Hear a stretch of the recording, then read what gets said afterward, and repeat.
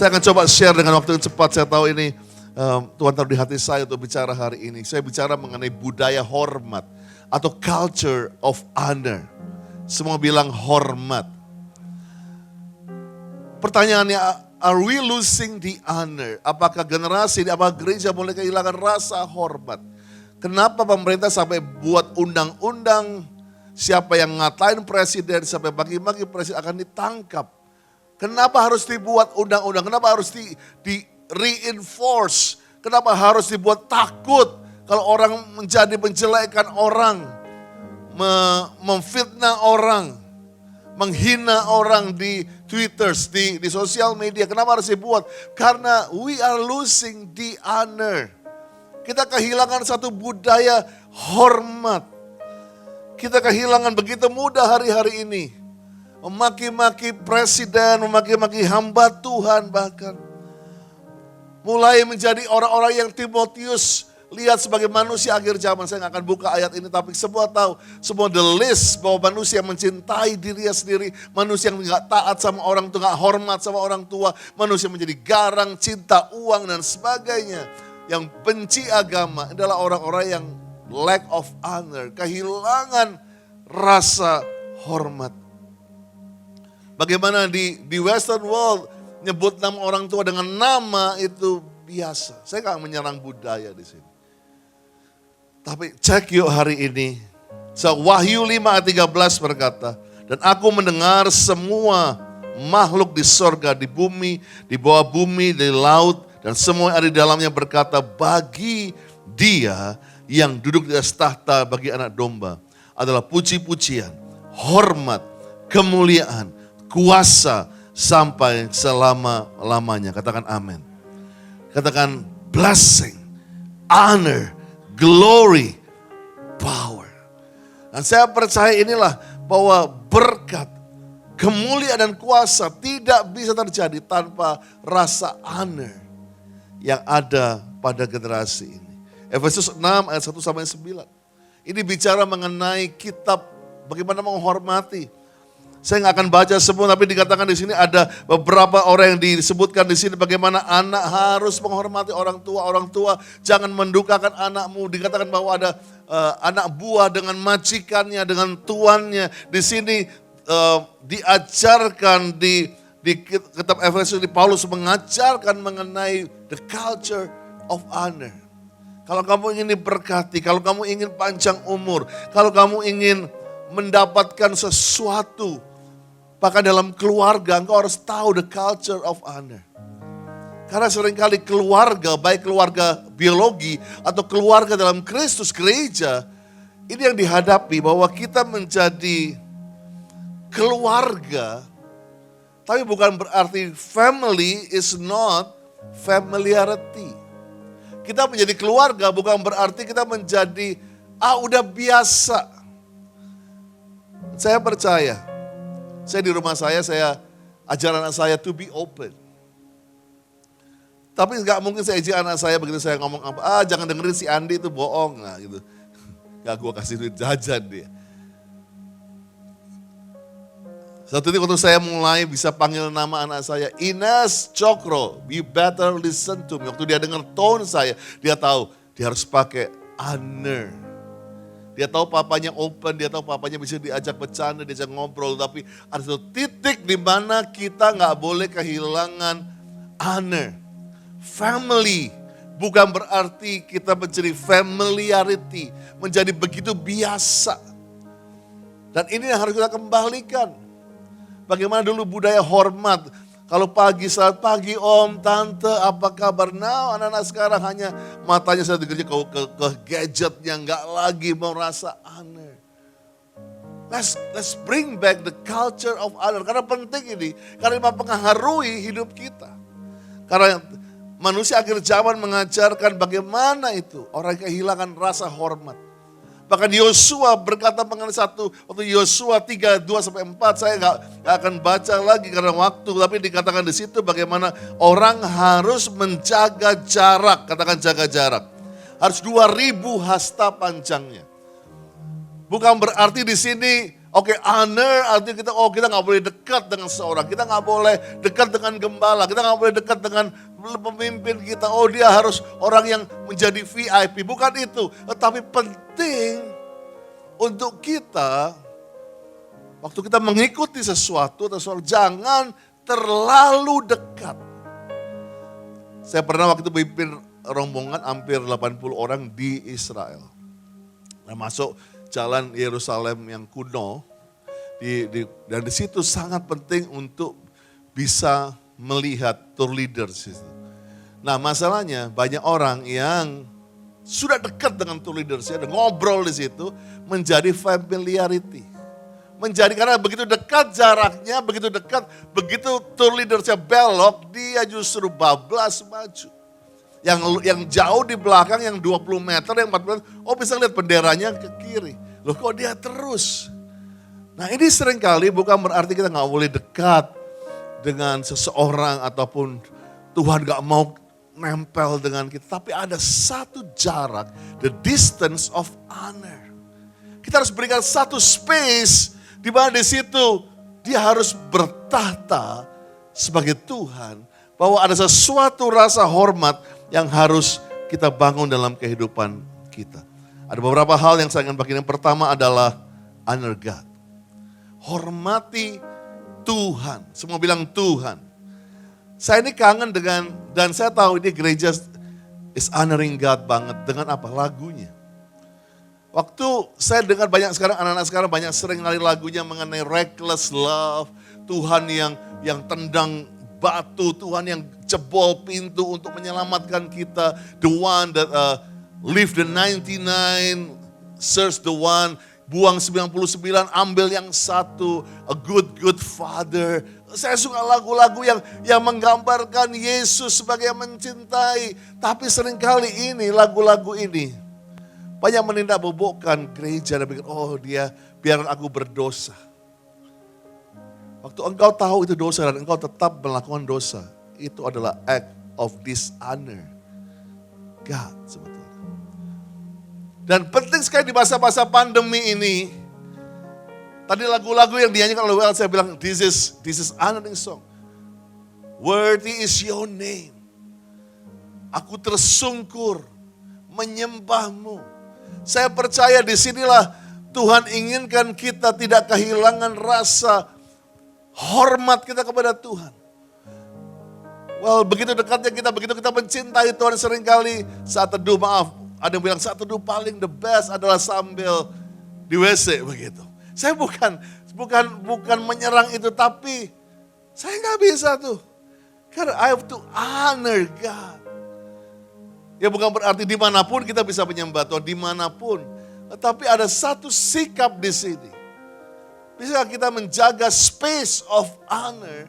Karena yang di depan kita, yang kita sembah bukan hanya tabib ajaib, bukan hanya penyembuh, bukan hanya pemberkat, bukan hanya sahabat yang baik, bukan Bapa yang baik, but God. Ini loh, kata Tuhan inilah yang buat sampai Yesaya, nabi yang lagi ngetop bilang, celakalah aku najis bibir. Saudara pernah gak di hadapan seorang yang begitu awesome, di hadapan seorang yang begitu rasanya kamu kayaknya wow, karisma dia. Kamu ngomong sampai gemeter gitu.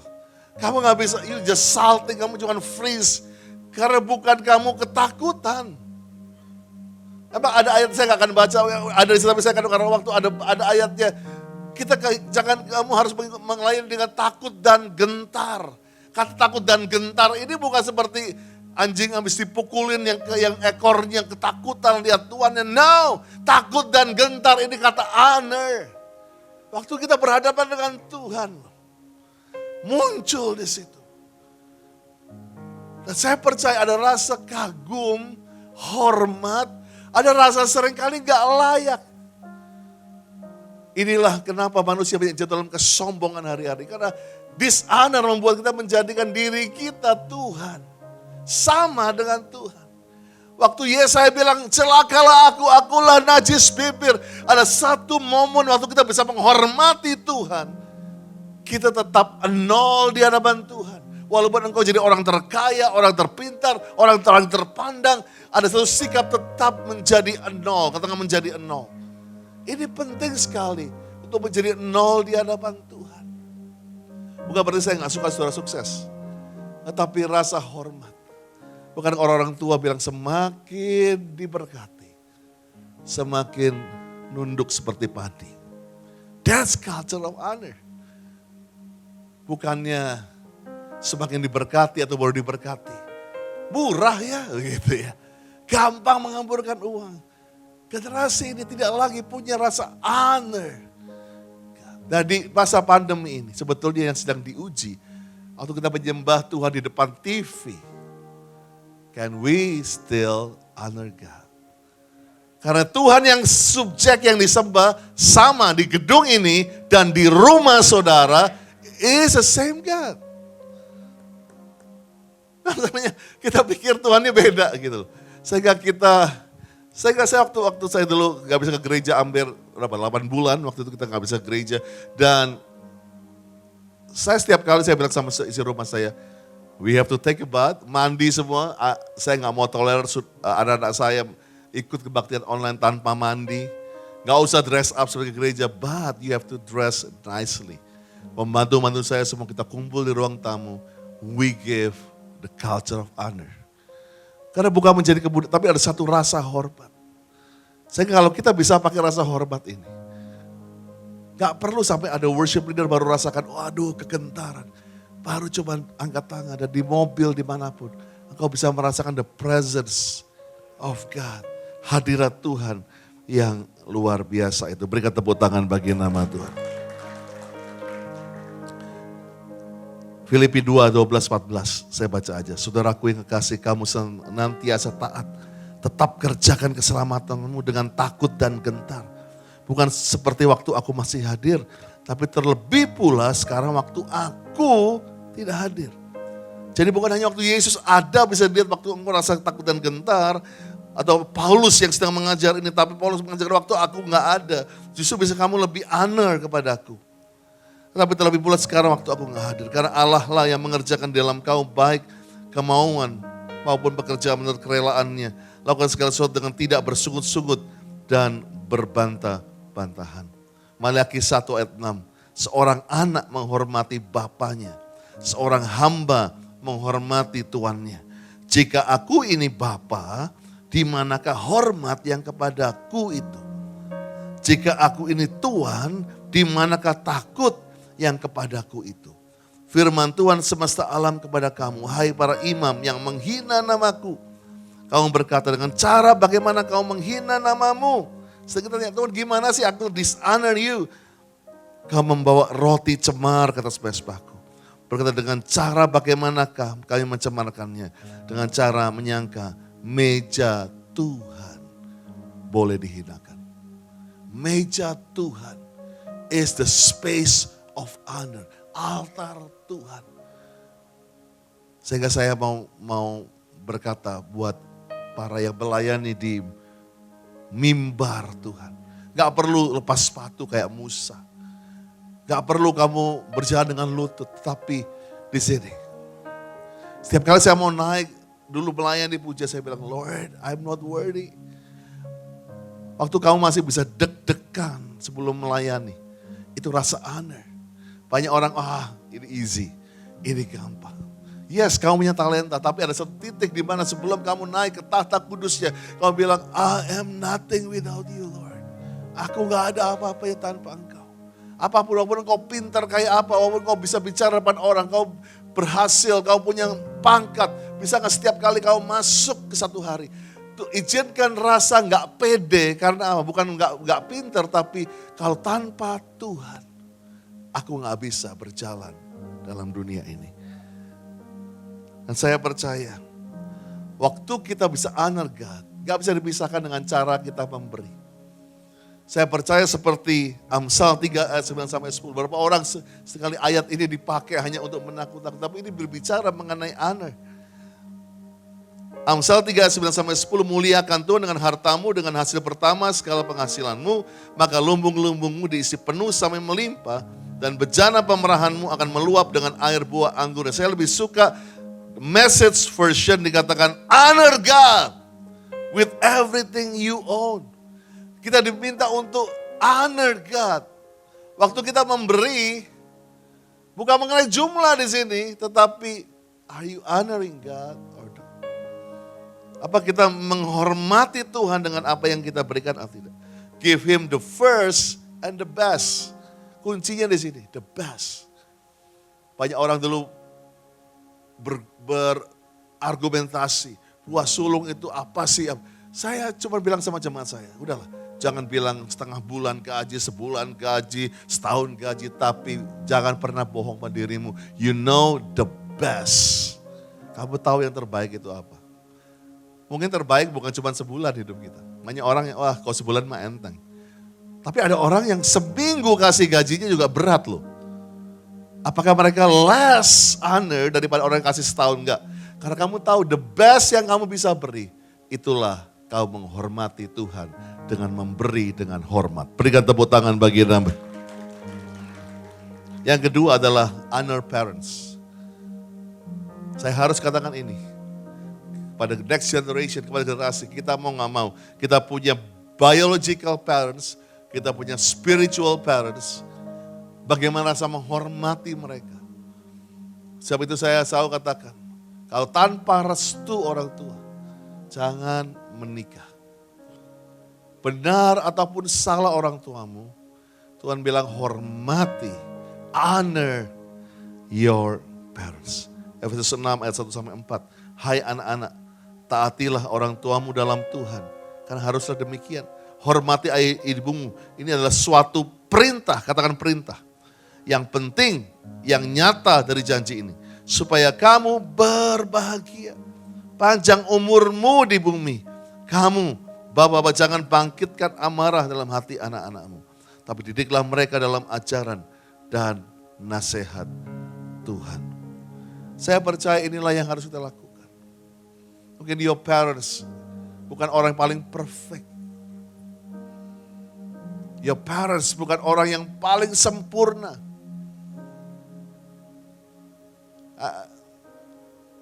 I have to share this. Karena it just happened last night.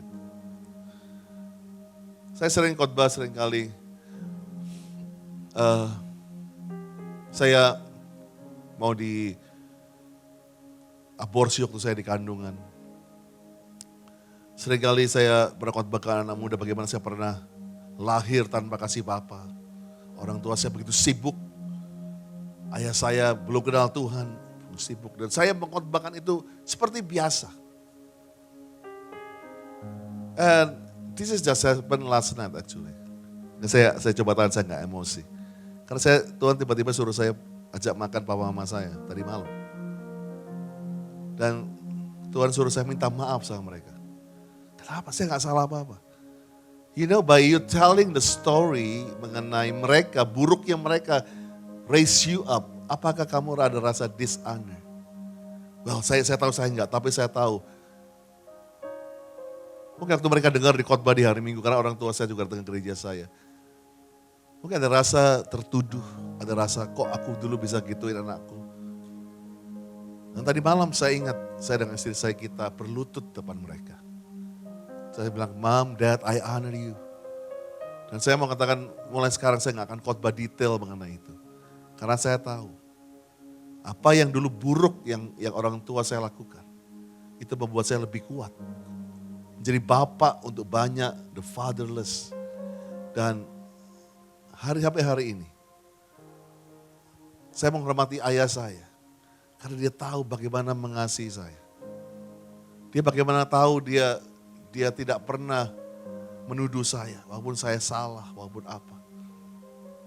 Yang paling luar biasa ayah saya.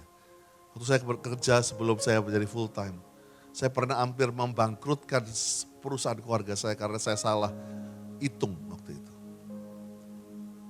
Begitu banyak miliaran rupiah harta keluarga itu kecebur di proyek itu. Dan saya merasakan guilty dan saya gak pernah, ayah saya bukan mengkhotbah, dia wakil dia Pak Niko, yes, tapi dia lebih di keuangan. Ayah saya bukan mengkhotbah yang baik, ayah saya bukan pendoa yang baik. Tapi bagi saya dia adalah my parents yang dahsyat. Saya ingat satu saya merasa guilty, saya rasakan kepingin tebus semuanya. Papa saya cuma bilang ini, Dek jangan takut, uang bisa hilang. Tapi kesempatan belajar gak pernah bisa terulang. Dia peluk saya, dia cuma bilang gitu aja. Dan sejak itu saya honor my dad, I honor my parents. Bukan karena mereka hebat, bukan karena mereka lebih pengurapan daripada saya. Tetapi kalau kita bisa ada hari ini, jelek buruknya orang tua kita, itu ada, pintu gerbangnya itu ada pada mereka. Let's honor your parents. How you honor your spiritual parents, ayah rohani kalian, mom and dad di tempat ini, Pak Leo, Ibu. How you honor them?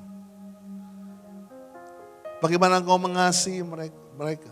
Bagaimana engkau memberikan hadiah ulang tahun buat mereka? Saya nggak berkata, ayo harus berikan branded. No, saya percaya honor is not about big or small.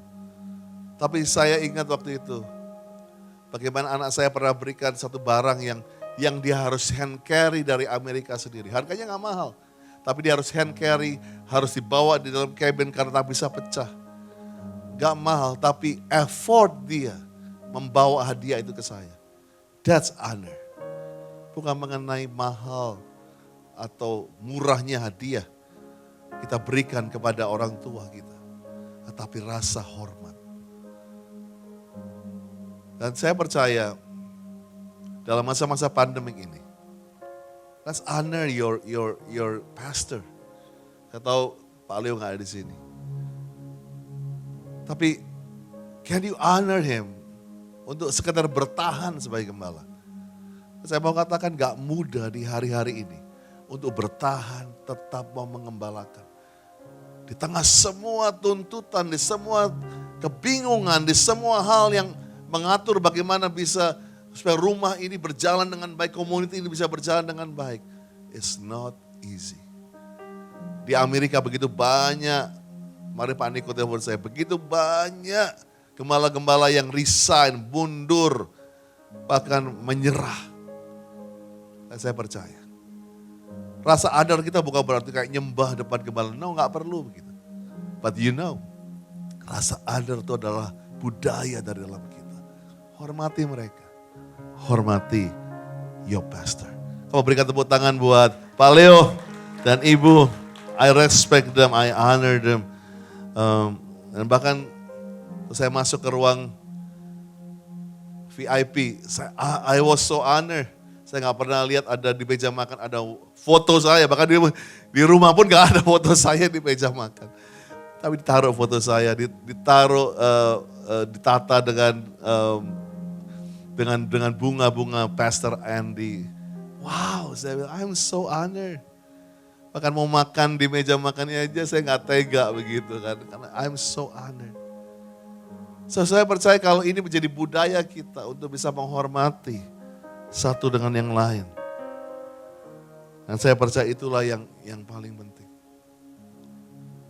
Yang ketiga adalah honor the leaders. Leaders ini bukan hanya di gereja. Tapi tuan dikatakan your master di perusahaan, di government, di mana-mana. Can you honor your master? Can you honor orang-orang yang ditaruh di atas saudara? Dan saya percaya inilah yang kehilangan di setiap pelajaran manajemen adalah sikap honor. Orang Jepang, karena saya ini, I was born in Japan, saya lahir di Jepang dan saya banyak dulu bergaul dengan perusahaan orang Jepang. Serta budaya Jepang bagaimana mereka akan bungkuk seperti ini.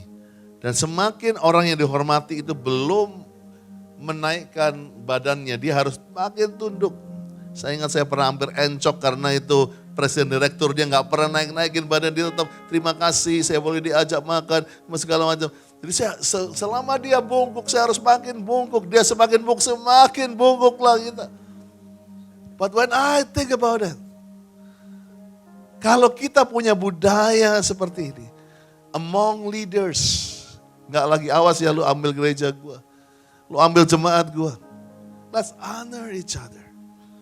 Let's honor each other. Ini yang saya serukan dalam masa pandemik ini. Saya bicara dengan Pak Leo, saya bicara dengan Jeffrey Rahmat, saya bicara dengan Philip Mantova, saya bicara dengan Michael GSJS, saya bilang, dalam masa orang yang memecahkan gereja, memecahkan para leaders, bisa gak kita honor each other? Menghormati satu yang lain. Kalau kita, para jemaat kita bisa melihat, kitanya bisa saling menghormati satu dengan yang lain. Bukan saling menusuk, bukan saling mengambil kesempatan. Saya percaya jemaat akan belajar untuk menghormati satu dengan yang lain. Katakan amin. Hai hamba-hamba, taatilah Tuhanmu di dunia dengan takut dan gentar, tulus hati, sama seperti kamu taat kepada Tuhan. Jangan hanya di hadapan mereka saja kamu menyenangkan hati orang, tapi sebagai hamba Kristus dengan segenap hati melakukan kehendak Allah. Bagaimana kamu bisa menghormati leaders? Yang paling sulit adalah kalau dia lebih muda dari kita. Can we submit, honor ke pemimpin yang lebih muda, ke orang yang lebih muda dari kita? Roma 13 ayat 4, karena pemerintah adalah hamba Allah untuk kebaikanmu. Jika engkau berbuat jahat, takutlah akan dia. Karena tidak percuma pemerintah menyandang pedang. Pemerintah adalah hamba Allah untuk membalaskan murka Allah atas mereka yang berbuat jahat. Sebab itu perlu kita menaklukkan diri, bukan saja oleh karena kemurkaan Allah, tapi juga oleh karena suara hati kita. Juga sebabnya mengapa kamu membayar pajak, karena mereka yang mengurus hal itu adalah pelayan-pelayan Allah. Itu ya. Raymond itu ya, ngurus hal itu ya, pelayan Allah. Bayarlah kepada semua orang apa yang harus kamu bayar. Pajak kepada orang yang berhak menerima pajak. Cukai kepada orang yang berhak menerima cukai. Rasa takut atau hormat kepada orang yang berhak menerima rasa takut. Dan hormat kepada orang yang berhak menerima hormat. Sehingga saya percaya inilah, kenapa kita harus honor the government. Gak perlu dikasih undang-undang. We have to honor the law.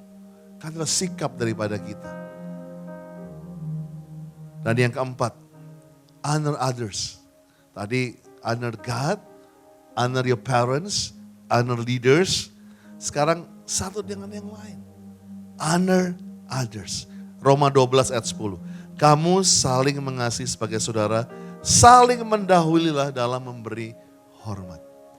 Nah, saya percaya kalau ini menjadi budaya kita, saling berlomba memberi hormat, saya percaya perpecahan itu tidak akan pernah terjadi. Kalau dalam pernikahan, we honor others. Bukannya, oh kamu istri, kamu warga negara kelas 2. Tapi kamu bisa menghonor, ya, menghormati istrimu. Bagaimana kau menjaga, mengasihi dia, merawat dia. With honor. Ataukah engkau treat your wife kayak barang. Tanpa rasa honor. Hanya tarik aja, ayo cepetan. Tapi kalau honor, you will touch dengan gentle. Rasa honor adalah menghormati dia sebagai teman, pewaris, kasih karunia. Itu kan bagian daripada janji nikah kita. Jangan lupa, menghormati, honor. Aku berjanji to honor you.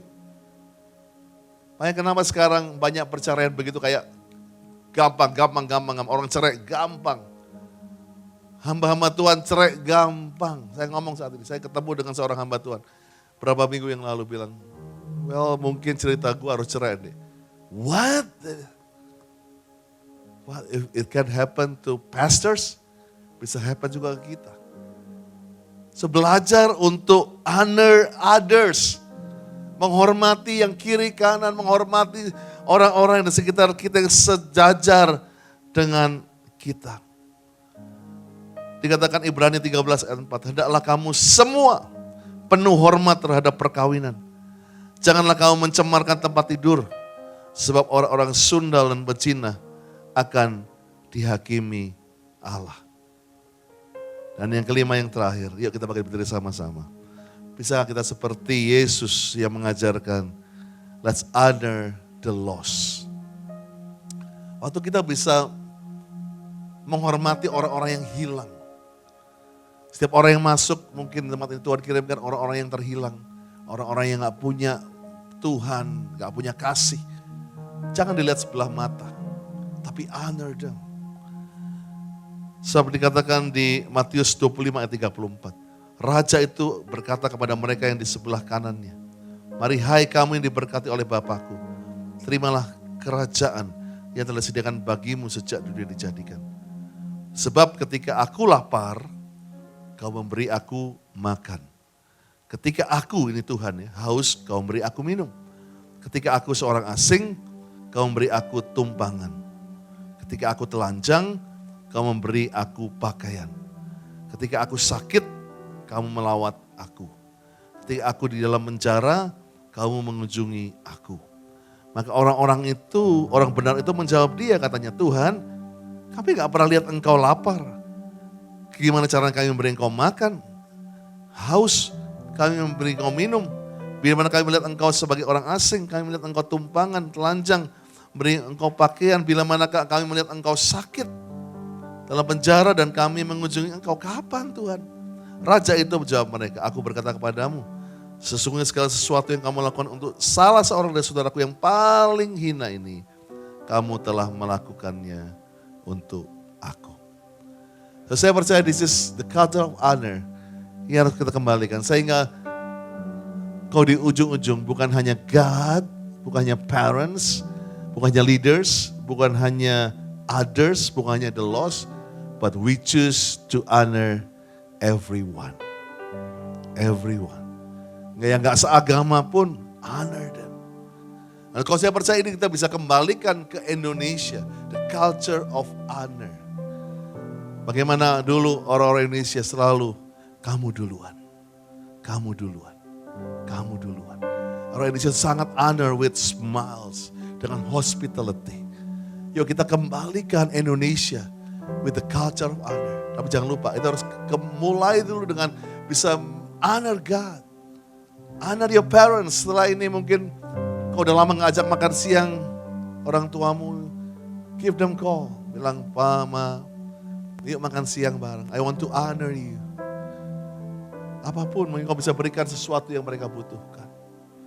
Let's honor them. Honor your leaders. Besok bawain muffin kayak ke bosmu yang paling galak itu gitu kan. Bos, I honor you. Muffin, gak ada racunnya kok, muffin doang begitu. Honor them. Honor others. Honor your wife hari ini, mungkin ajak spesial malam ini. Honor your children. Honor the lost. Orang yang hilang. Treat them. Kalau mereka perlu sesuatu, ajak mereka ke tempat ini. Haleluya. Saya undang worship team untuk naik ke atas. Saya ajak kita nyanyi lagu tadi. Worthy is your name. Worthy is your name. Supaya kita mau the culture of honor adalah dengan kita sungguh-sungguh to other God. Come on bro. Could you help me? Worthy is your name, Jesus. You deserve the praise. Worthy is your name. Worthy is your name, Jesus. You deserve the praise. Worthy is your name. Worthy is your name. Worthy is your name, Jesus. You deserve the praise. Worthy is your name. Worthy is your name, Jesus. Come on, just honor God. Honor God. You deserve the praise. Come on, the Lamb of God. Worthy is your name. And worthy is your name, Jesus. You deserve God. You deserve the praise. Amen. Worthy is Come on, yang di rumah-rumah, angkat tanganmu. Worthy is your name, Jesus. Hallelujah. You deserve the praise. Worthy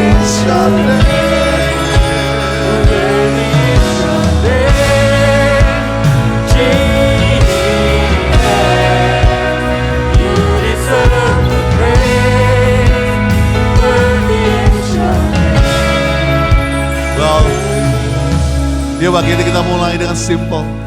After we honor God, nanti kalau ada parents, actually if you have your parents here, kalau ada orang tuamu di sini, bisa nggak kau peluk mereka, just bilang, Ma, Pa, I honor you, I honor you.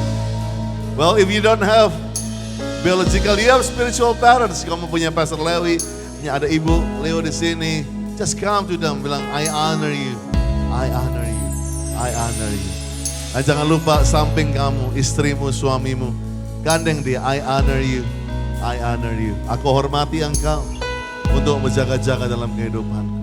Amin. Kamu angkat sekali lagi pujian ini. Worthy.